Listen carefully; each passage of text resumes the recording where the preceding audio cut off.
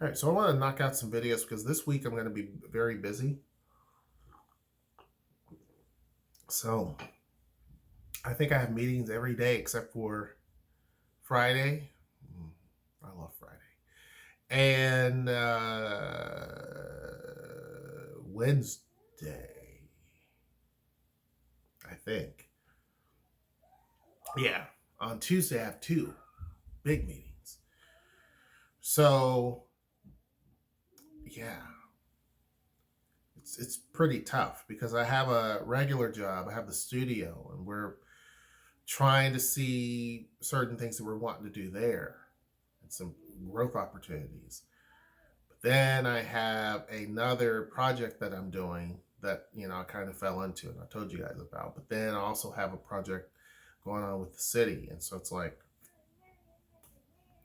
super, super, super busy. Like, there are things here at the house that I don't even try to deal with anymore, like the yard. It's already raining out. Grass is going to be as tall as I am. And it's like, it's going to get hot. And I've noticed that my neighbors have been hiring people to keep their yard down. And I think that might be a good strategy because it's like, man, I don't want to do it. I've been making my yard smaller on purpose by putting landscaping and stuff. Not as bad as my sister-in-law, Noelle's sister, and her husband. They make it where they don't have no grass. They have a little patch for their dog because he doesn't want to do yard work. He hates it. And I'm like, I agree with you, bro. I don't want to do yard work either. I hate it. I hate it because it gets hot and then nah, not my thing. And the kids don't really go out there and play much anyway. The one that goes out there and plays a lot would be Zeta, and she's more into the sandbox type of deal. And there's a trampoline out there. Remember, that was the whole thing, trampoline. And really, the only one that plays on that, Zeta. Every now and again, you'll get Zara out there. Zoe, nope, computer kid. Anyway, you guys don't care. Be sure to join the Discord down in the description box below. And make sure you like. The economy of Seattle and Tacoma. Someone asked me, what's going on in terms of Seattle? Because the economy downtown is limping along. Now, let me first say this. There is no doubt that Seattle's economy is by far stronger than Tacoma. And that will probably be the case for a very, very, very long time, if not forever, right? It is the job center of Washington.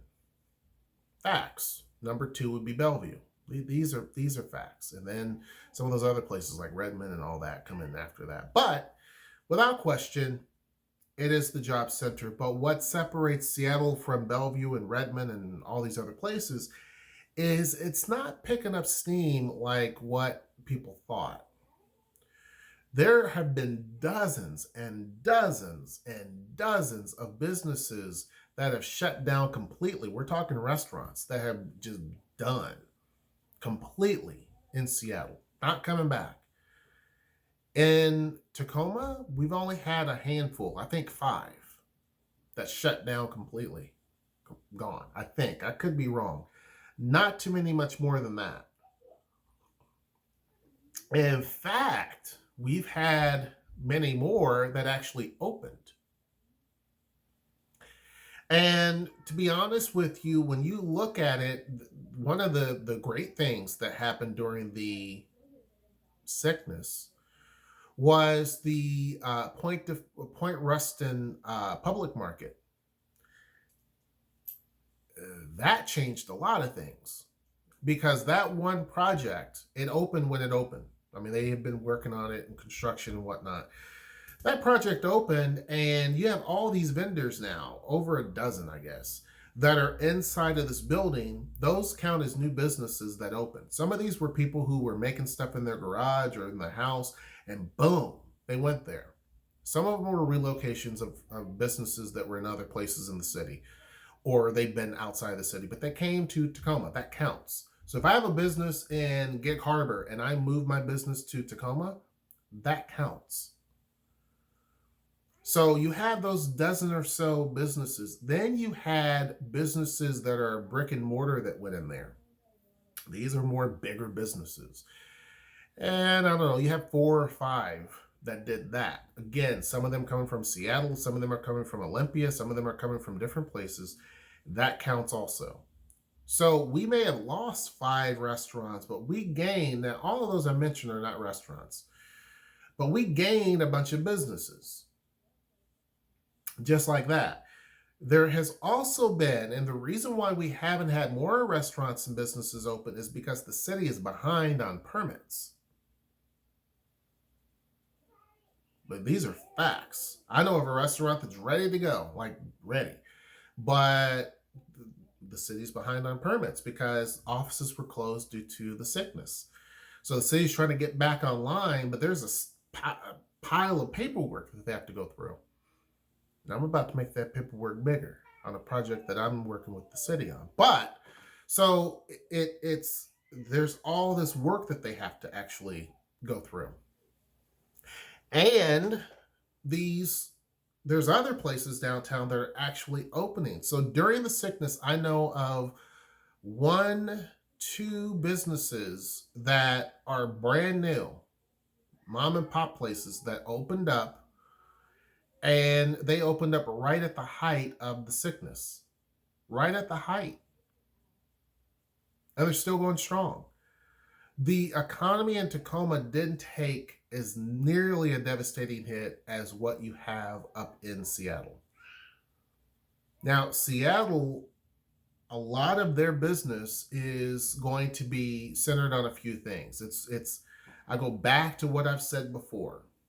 And I'm not a billionaire like Mr. Bezos or Mr. Gates. And they know a lot about their industry. But one of the things that concerns me is putting all your eggs in one basket. And I count Bellevue as part of that basket. They put all their employees in just 1 or 2 cities. And all it takes is a shutdown or sickness, and the economy in those places tank. They tank because those businesses, most of them said you can, and not only them, there were others, you can work from home.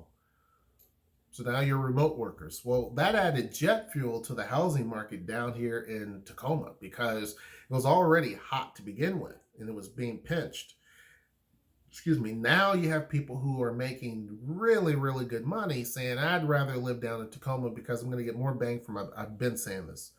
Nobody believes me. There are a few who do. But you're going to get more bang for your buck than what you're going to get up in any other place, period. It doesn't matter what city you choose, unless it's Olympia. Any place north of here, you're going to get more bang for your buck. Sorry, you just will. Bigger yard, everything, you just will. That's starting to get a little bit more of a challenge because everybody's been scooping up stuff, but you just will. It is what it is. And so when you have companies saying, you can work from home, it makes the situation even worse. And the exodus out of Seattle grows because people are starting to move towards Bellevue. Bellevue is one of the big gains of this because you have a lot of tech workers saying, kind of the thrill is gone when it comes to Seattle, and I'd rather live, and there's been a lot of social ills that Seattle's been dealing with. So these are people that doesn't matter so much about the cost. For them, it's like, I got to make a couple adjustments, but, not a big deal. So I live in Seattle now. I can move to Bellevue. That's what Bellevue's raking in, or those people. They're not raking in the normal, average, everyday, regular folk. They're raking in the people that, my job is transferring from Seattle over to Bellevue, so I might as well do it too. I don't want to deal with the traffic. That's what they're growing on. And they're growing on some other people coming in too that are pretty well financed. But typically, you're not going to get your regular, average, everyday person moving in. Just isn't the case. But the Seattle relies so heavily on office workers that are not there. And they rely heavily on tourists, which are not there. Now, those things are coming back. But the barriers to entry are going to be much worse. Now, there are some people that own 15 or 20 different restaurants in Seattle. So that, they own so many, they just spread them all over the place, right? But downtown Seattle is saturated. It just is. It's saturated. It was saturated prior to the sickness, and it's saturated now. During the sickness, saturated. Even now, it's oversaturated with restaurants. And so the big problem is, what do you do? What do you do? I think the cruise industry also didn't think very well about this. Cruise industry is taking a lot of hits. But to catch a cruise, the only place to do that in Washington would be right there in Seattle. That makes sense. But that's the only place where you can catch a cruise. So now the cruise industry up there is starting to try to fire back up. But there are certain restrictions that Seattle has. So unlike other cities that have cruise industry, cruises going in and out, they don't have certain restrictions when it comes to the sickness. But in Seattle, they do. So Seattle has a certain requirement. I don't know if that's based on the state requirement by the governor or the city. I don't know. But they have a certain requirement when it comes to passengers boarding cruise ships when they do come back. I don't know how long it's going to last. I think they have to do thermal readings or whatever. That's the only city that requires that. So again, it's putting all their eggs in one basket, and then when that basket falls, all the eggs get broken. So what you're seeing down there is a huge amount of open, vacant retail that Seattle's not used to. And the question is, will those get filled back up? And I think that they will. I think it's going to take some time for that to happen. They'll fill back up again. But you, again, are in the situation where you have so many people there's only so many people during the day. There's only so many workers that are willing to go to these places and actually eat. And the tourism traffic here is not going to be what it was 2 years ago. So it's going to take some time. Also, Seattle has caught, the problem is too, is that there's a lot of social ills that Seattle has not been very smart at handling. And so when tourists start to see that, they vote with their feet. And then they say, I don't want to do it. I'd rather not. And this is where other cities say, don't worry about it. I got you. And so some cities are telling Seattle, hold my beer. Because we got some cool stuff to do too. And that's what you're seeing, is that a lot of folks will land right there at SeaTac and they won't go north. They may go in other places and maybe check out Seattle a little bit. But it's not like they go like in the past. A few years ago, just everybody would flood into Seattle and, doing all these cool things, and it's fun. And there's still a lot of fun stuff to do, no question. But there are other cities, Tacoma is an example, that are, and some of the ones like Issaquah and all these others, there are some cities that are basically throwing everything at the wall to say, wait a second, take a look at what we have to offer. Because what we have to offer, we have our own social ills too. Don't get me wrong. But what we have to offer is you don't have to sit and fight over parking all day long. You know what I mean? You don't have so much blight going on. There's a lot of different things.